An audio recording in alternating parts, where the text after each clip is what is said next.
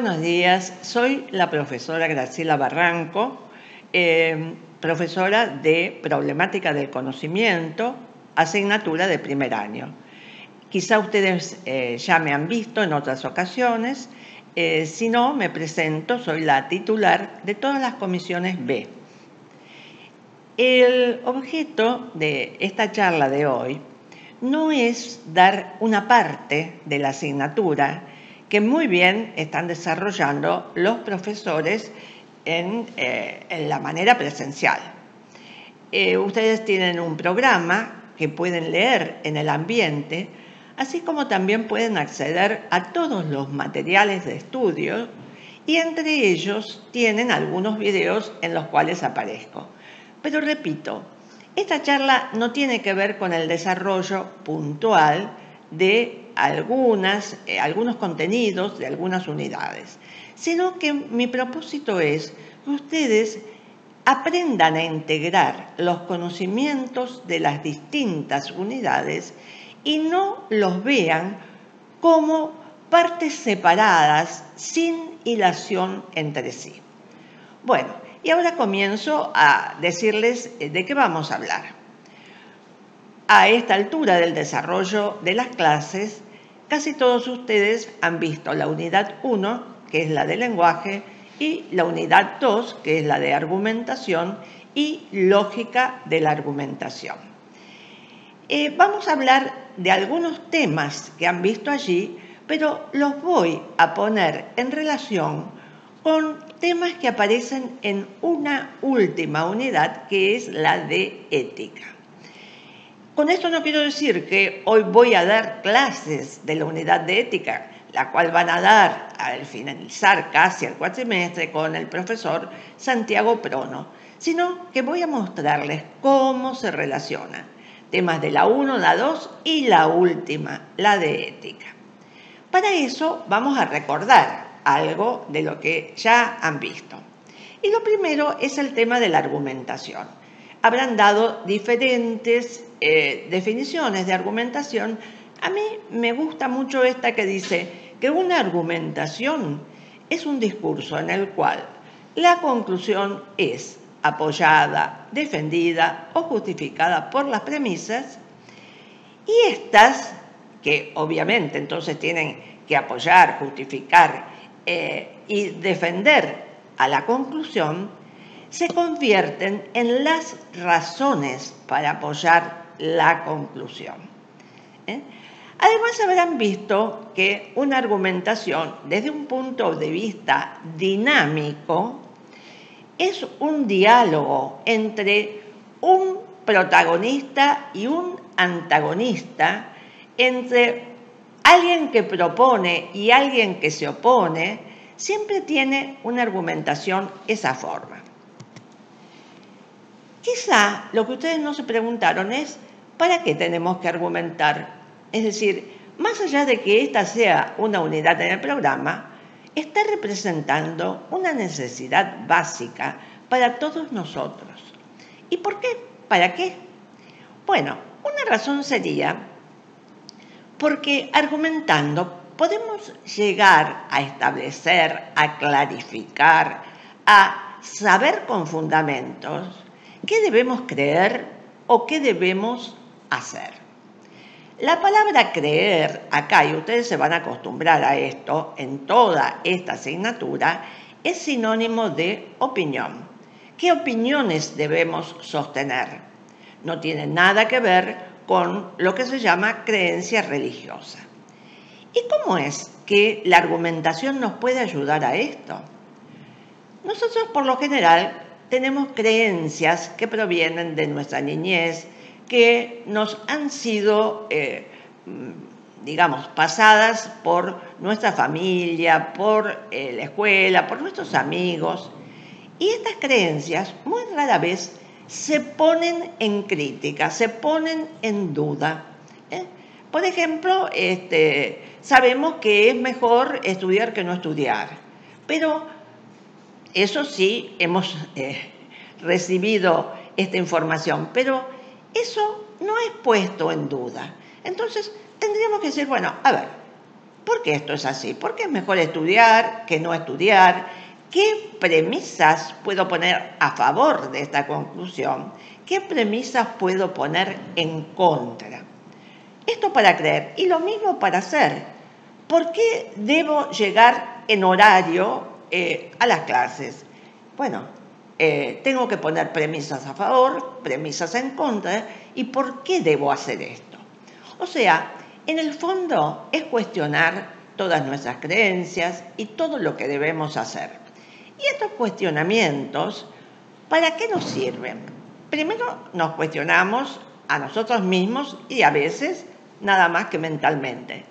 Pero muchas veces esto lo podemos comunicar y seguir exponiendo a examen crítico.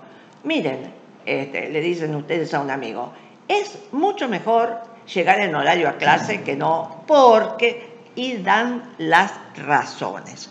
O sea, primero se construye una argumentación para los casos de las propias creencias y modos de hacer. Después esa argumentación se pone a prueba con la crítica de los otros. Y finalmente, esto es muy importante, una vez que nosotros sabemos cómo argumentar a favor de ciertas creencias, es que deseamos muchas veces que otros adopten las mismas creencias o las mismas opiniones. Te puedo demostrar que tal institución es mejor que tal otra. ¿Por qué? Y doy las razones. Y con esto puedo persuadir o convencer a los demás de adoptar mi propio punto de vista.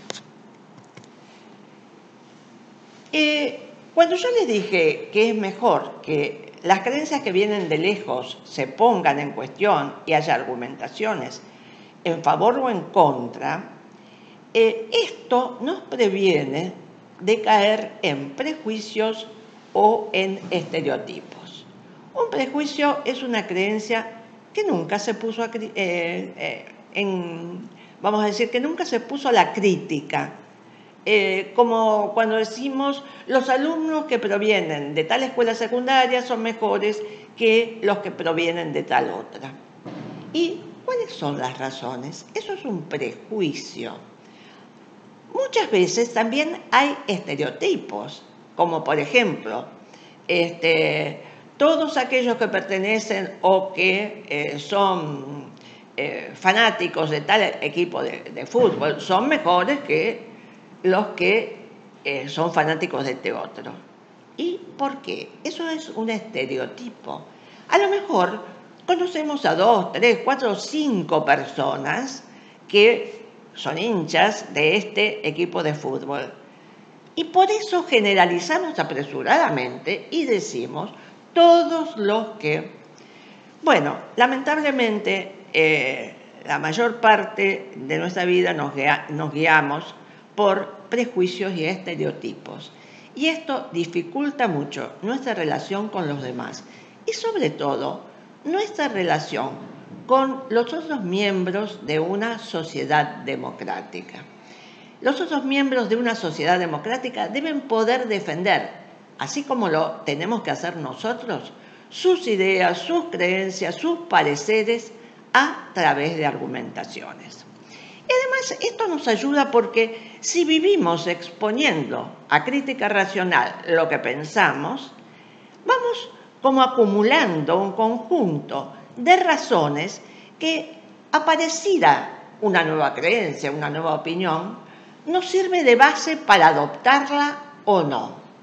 Fíjense ustedes que después de haber atravesado toda una escuela secundaria, ustedes tienen conocimientos, aunque no sean muy profundos, pongamos, de física o de química. Y bueno, en ocasión de que entran en una disputa tal como la que hay contra los llamados terraplanistas, ustedes ya tienen algunas nociones que pueden venir de la física, de la cosmología, que les pueden servir para apoyar o argumentar en contra de aquellos que sostienen que la Tierra es plana. Bien, las argumentaciones tienen que ser evaluadas. Hay un criterio que es el criterio de suficiencia y que dice que, bueno, las premisas deben ser suficientes para aceptar la conclusión. Y este criterio es el que ustedes han estudiado, sobre todo cuando han visto lógica de la argumentación. Porque quiere decir, bueno, las premisas tienen que ser razones suficientes para derivar, para deducir una conclusión. Así que el criterio de suficiencia creo que lo han manejado bastante en esa parte del programa. Pero también hay un criterio de aceptabilidad, porque ¿cómo es que aceptamos las premisas de una argumentación? ¿Qué las avala? Muchas veces argumentamos partiendo de premisas falsas. Y ustedes saben bien por lógica que puede haber una argumentación válida, correcta, suficiente, que parte de premisas falsas y llegue a conclusiones falsas. Así que si queremos argumentaciones sólidas, no solo nos tenemos que fijar en el criterio lógico, sino también en este criterio que hemos llamado de aceptabilidad de las premisas. ¿De qué premisas partimos? Bueno, hasta acá hemos repasado algunos temas de argumentación, pero también es preciso repasar algunos temas de lenguaje. Ustedes vieron que desde la dimensión pragmática se puede hablar de que el lenguaje cumple con diferentes funciones. Una es la función informativa, en la cual se describe o se da información acerca del estado de cosas o de lo que es el mundo. Y es aquí, en la función informativa, cuando usamos enunciados. Los enunciados son oraciones que son verdaderas o falsas, porque su verdad o falsedad está en relación con lo informado. Si lo informado es así, entonces el enunciado es verdadero, si no es falso. Estamos en una clase de problemática del conocimiento, bueno, es verdadero. Pero también hay otras funciones, como la función expresiva. La función expresiva tiene que ver con la expresión de las propias emociones o la evocación de emociones, sentimientos en los demás. Esta función tiene que ver mucho con la emotividad. Así cuando uno dice, bueno, el poema de tal autor es superior, es muy bueno, es excelente. Allí no está simplemente describiendo algo, informando acerca de algo. Esa oración no es verdadera ni falsa, porque allí hay una gran carga emotiva. La función directiva, que no siempre se tiene que dar a través de imperativos, como cuando digo, por favor, ayúdame a subir la escalera. Esto es lo que está implícito, es una orden, por favor, ayúdame, perdón que lo diga como una orden, tienes que ayudarme a subir la escalera. Bueno, más allá de la cortesía que contenía la otra oración. Y la función operativa o ejecutiva, que es esa función en la cual por decir ciertas palabras y por decirlas a alguna autoridad competente, se produce lo que llamamos un cambio social, una alteración en el estado de cosa social. Ejemplo típico es el caso del juez que ante una pareja dice, los declaro marido y mujer, entonces hay un cambio en la realidad social. No siempre se tiene que apelar a ceremonias de este tipo. Nosotros mismos, cuando a nuestros semejantes les decimos buen día, te felicito, lo siento mucho, estamos interactuando socialmente a través de las palabras. Obviamente, no hablamos siempre usando una función, sino que cuando hablamos empleamos funciones mixtas. Ahí ustedes tienen, bueno, a veces informativo expresivo. Te digo que el libro de fulano de tal es muy bueno. Ahí se está informando que hay un libro que es de fulano de tal y además es expresivo. Informativo directivo. Para aprobar el examen de ingreso en tal lugar hay que rendir tales o cuales instancias que son propuestas por la institución. Ahí es informativo, pero también es directivo. Es necesario que, debes rendir, y así sucesivamente. Bueno, lo que quería decir con estos ejemplos es que con las palabras cumplimos diferentes funciones y además que esas funciones por lo general aparecen de forma mixta.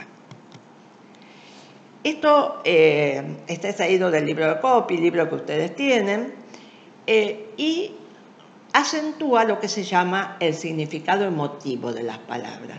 Las palabras, ustedes saben que designan, refieren a entidades, pero además muchas veces esas palabras están cargadas de emotividad. Imaginen ustedes una palabra como Malvinas. Malvinas designa un archipiélago, etc., pero para nosotros los argentinos está cargada de emotividad. Esos significados emotivos de las palabras pueden llevar al planteo de acuerdos y desacuerdos. Y acá nos estamos aproximando al tema central de hoy. Ustedes, tienen un libro que, mejor dicho, se les ha dado el capítulo primero del libro Argumentación en Debates de Raúl Bonorino. Y en ese libro se parte de este tema que es el tema de los desacuerdos.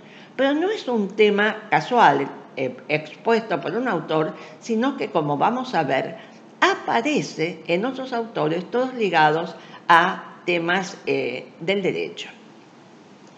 Bueno, hay diferentes tipos de acuerdos y desacuerdos en la argumentación y muchas veces, como veníamos diciendo, el desacuerdo proviene por el uso emotivo de una palabra.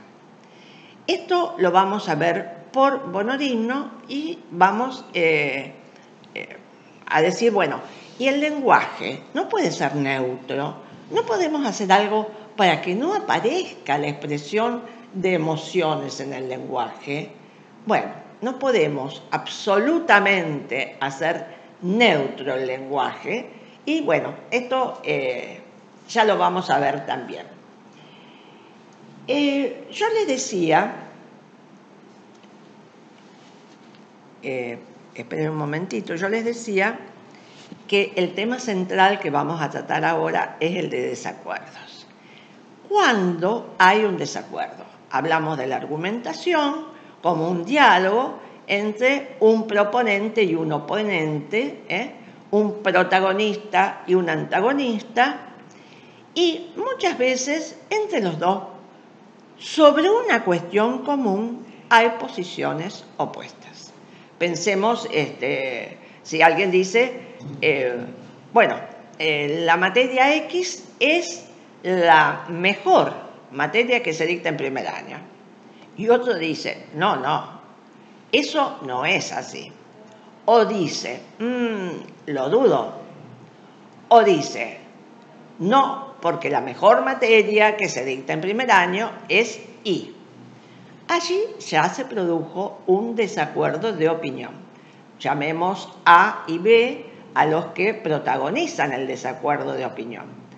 A sostiene una afirmación y B o la niega o la pone en duda o en su lugar da otra opinión que entra en conflicto con la primera. Allí tenemos un desacuerdo. Si los dos se quedan en eso y no continúan argumentando, el desacuerdo no tiene mucha importancia. Pero la importancia del desacuerdo es que lleva a cada uno a tratar de sostener su opinión a favor de posturas que son conflictivas, que son opuestas. Hay muchos tipos de desacuerdos. Básicamente, un desacuerdo es un diálogo, obviamente. Tiene que haber una posición de diálogo. Pero se les dan distintos nombres a estos diálogos que son desacuerdos, como disputas, polémicas, debates. Acá Bonorino prefiere el nombre de debate, piensa que es un nombre más amplio. No todos los autores dicen que este es el nombre más amplio, pero no interesa, es decir, nosotros vamos a tomar la postura de este texto. Así que un desacuerdo de opinión puede tomar la forma de un debate. Y, como les dije, ustedes tienen el primer capítulo de Bonorino y allí van a encontrar, pero una disputa muy famosa en filosofía del derecho, que es la disputa entre Genaro Carrió y Sebastián Soler, dos grandes figuras de la filosofía del derecho. Lo tienen en la página 17, bajo el título de Caso Práctico, y luego en la página 19, Bonorino hace una especie de esquema de las posturas de los dos oponentes, vamos a decir. ¿En qué se oponen fundamentalmente Carrió y Soler? Bueno, Carrió sostiene que en el lenguaje del derecho hay una serie de términos que son vagos, que son ambiguos, que son difusos, lo mismo que en el lenguaje vulgar, en el lenguaje natural. Soler dice, no, el lenguaje del derecho está exento de esos términos, no tenemos de esos términos. Para hacerlo corto, Carrió lo convence mediante una serie de ejemplos que hay de esos términos, que no son precisos. Y entonces viene la segunda forma de disputa. ¿En qué se oponen? Soler dice, bueno, sí, hay algunos términos que no son absolutamente claros, definidos, desambiguados en el derecho. Pero eso se debe a lo siguiente. Cuando el legislador dicta las leyes, deja espacio en esas leyes para que después el juez pueda interpretar qué valores le conviene más en cada caso, y por lo tanto no es un error, no es una imperfección que esta textura sea así abierta, sino justamente es para que los jueces puedan dar su opinión en el caso determinado. Carrió sigue en lo opuesto. No es así. Hay términos que son vagos, difusos, etcétera, porque son términos del lenguaje natural. Y la tercera parte de la disputa es fundamental porque parte las aguas entre distintas maneras de ver al derecho. Porque lo que dice Soler es, bueno, pero aunque los jueces hagan esto con el texto de la ley, los jueces no crean derecho, solamente se atienen al texto. Y Carrió dice, no. Si usted dice que lo interpretan de tal o cual manera según tal o cual caso, los jueces están creando derechos. O sea, esto sí, ¿no? La creación del derecho por parte del juez o la no creación son dos modos muy importantes de entender la tarea judicial. Bueno, ¿por qué les di este ejercicio un poco larguito? Porque quiero que ustedes lo sigan, es de interés para la mayoría de ustedes que pueden seguir la carrera de abogacía y vayan notando los términos del acuerdo y desacuerdo. Pero, termino con esto el tema de Bonorino, a veces dos personas se ponen en diferentes puntos de vista y comienzan un debate, pero resulta que el debate se debe a que cuando dialogan usan palabras iguales con distinto significado. Eso es lo que se llama un desacuerdo meramente verbal. Ustedes vieron, no ya ahora, pero hace un tiempo, cuando se hablaba de la invasión de Rusia a Ucrania, que algunos periodistas decían, se están cometiendo crímenes de guerra en Ucrania. Y otros decían, no, tenemos que tener otros datos para saber si realmente se han cometido crímenes de guerra. estaban en oposición. Yo creo que usaban la misma expresión, crímenes de guerra, de distinta manera. En el primer caso, cuando apresuradamente se decía sí, se están cometiendo crímenes de guerra, se entendía por crimen de guerra cualquier crimen, cualquier asesinato o cualquier atropello a personas durante la guerra. Mientras que el otro periodista lo que sostenía era que hay una manera, vamos a decir, teórica que ha sido reconocida por la Corte Internacional de La Haya para definir lo que es un crimen de guerra. No cualquier asesinato durante la guerra se llama crimen de guerra. Entonces, acá que había un desacuerdo meramente verbal. Es muy importante para seguir una disputa, para seguir un debate, de entrada ver si se usan las mismas palabras con el mismo significado.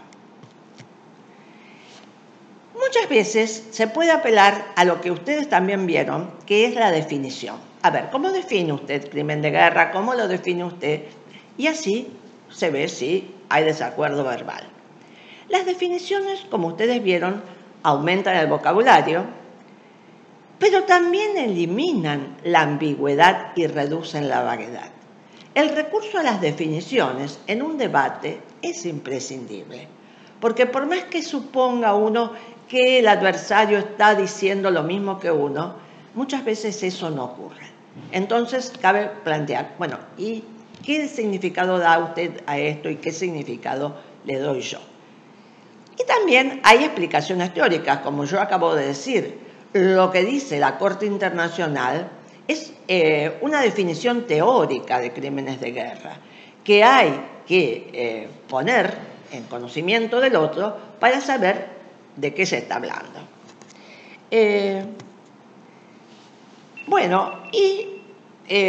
Hay distintos tipos de definición, como ustedes vieron, pero a mí me interesa mostrar el último tipo, que son las definiciones persuasivas.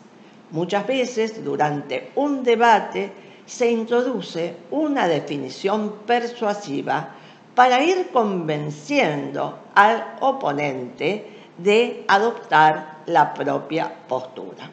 Las definiciones persuasivas son definiciones cargadas emotivamente, como cuando yo estoy hablando y digo, bueno, porque finalmente decir tal cosa sería antidemocrático. La palabra democracia o antidemocracia están cargadas de valor, están cargadas de emotividad. Y si uno las introduce y las acepta, el oponente ya está ganando en el debate con alguna ventaja. Por eso, entonces, volvamos a que, aunque es bueno introducir definiciones, tenemos que cuidarnos en medio del debate de que la definición no sea persuasiva, no sea cargada de emotividad y la podemos aceptar. Ahora vamos a tratar de relacionar estos temas, sobre todo el tema de desacuerdo, con otros temas de la unidad de ética. En la unidad de ética vamos a tomar un autor que ustedes después van a desarrollar en profundidad. Acá lo vamos a tomar a estos fines nada más para hablar de desacuerdos. Y este autor es del siglo XX, Charles Stevenson, por lo general se lo reconoce como fundando una corriente emotivista de la ética. Su libro principal se llama así, Ética y Lenguaje. Bien, a ver, ¿qué es lo que nos dice Stevenson? Stevenson es el que nos dice que fundamentalmente podemos tener dos tipos de desacuerdos. Desacuerdo en la creencia o desacuerdo en la opinión. Fíjense ustedes, si estamos en clase y A y B ven llegar a un tercer compañero C, A puede decir, C está llegando tarde, y B puede decir, no está llegando tarde. Hay un desacuerdo. Pero ese desacuerdo no es imposible de zanjar, porque le preguntan a una persona que tiene el reloj, a ver, ¿qué hora es? Sí, ¿está llegando tarde o no? Y bueno, puedes decir que sí o no.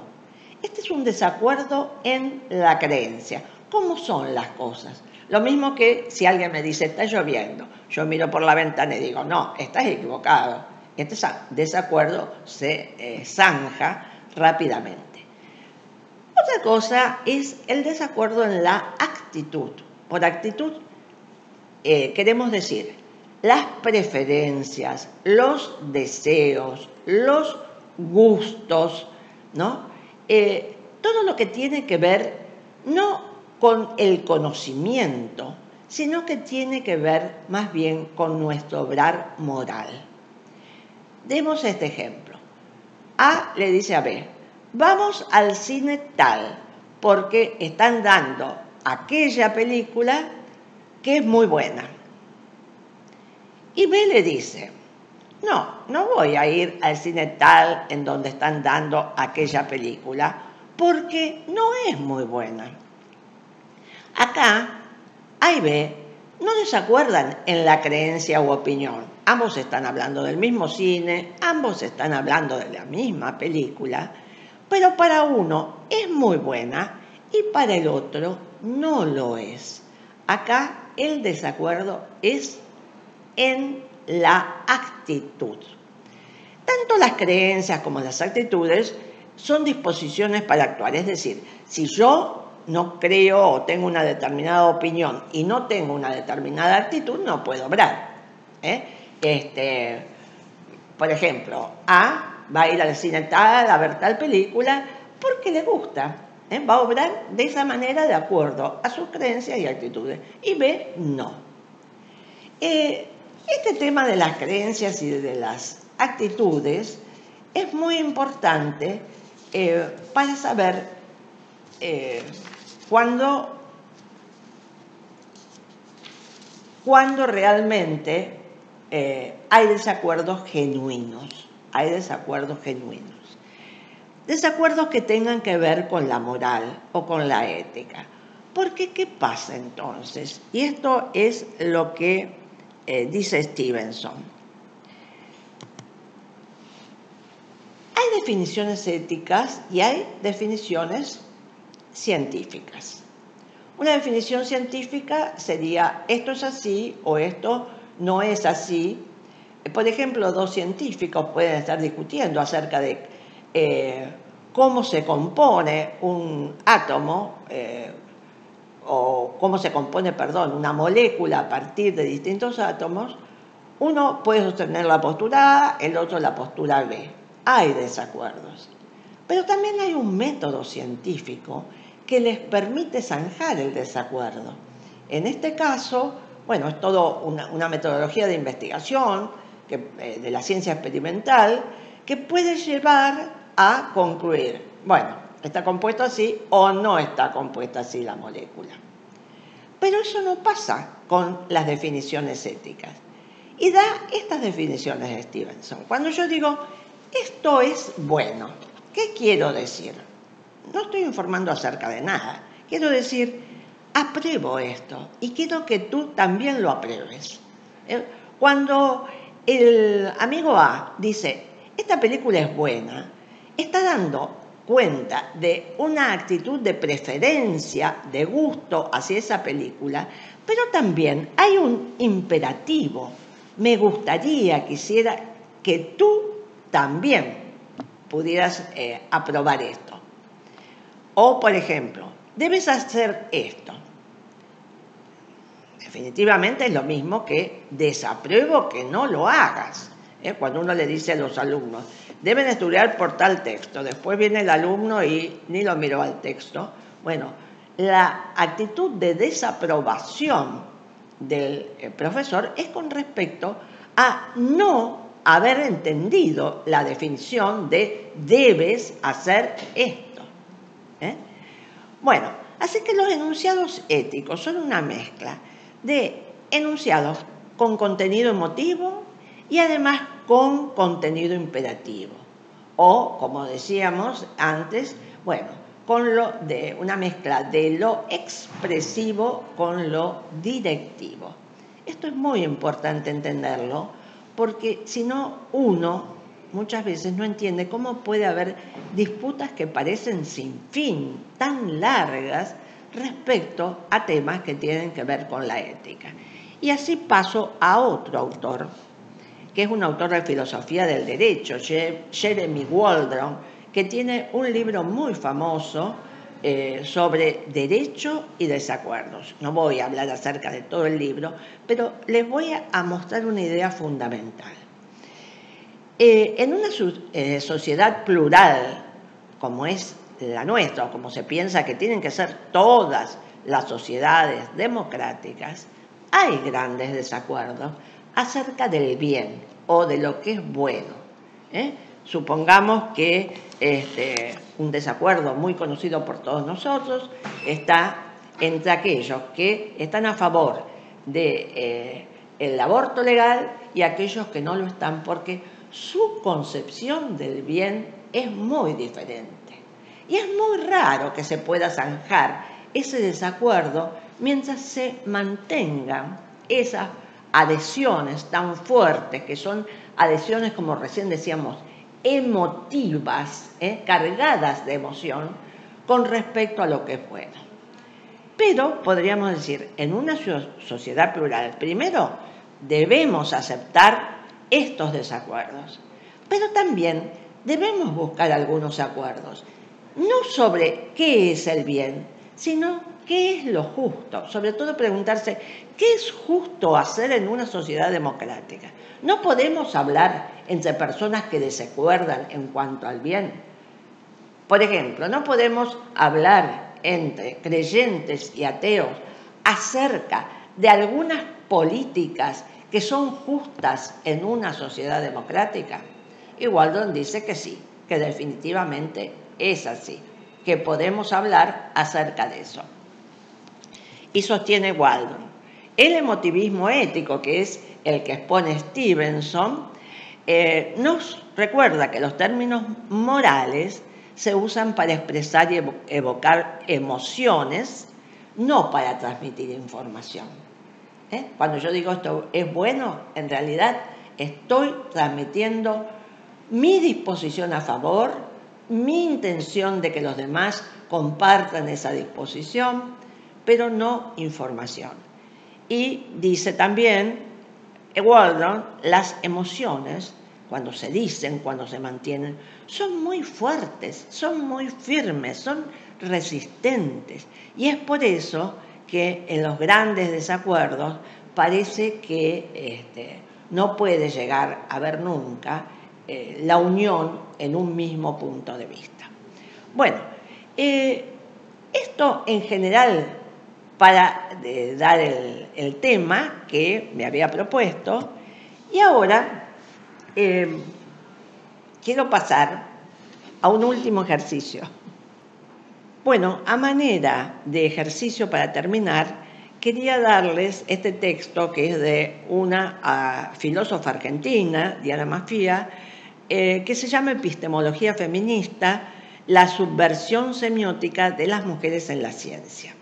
Bueno, en este texto, Diana Maffia, en el primer párrafo, que empieza con la historia y termina la ciencia moderna, en el primer párrafo va a distinguir distintos abordajes conceptuales acerca de la relación de las mujeres en la ciencia y su proyección.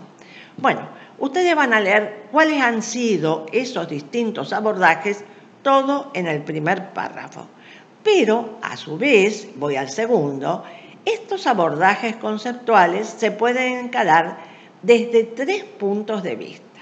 Miren, leo el primero. Dice, un punto de vista conservador que afirma que las mujeres simplemente no pueden hacer ciencia tan bien como los hombres, que algo en su naturaleza física, psicológica e intelectual las incapacita para producir ciencia.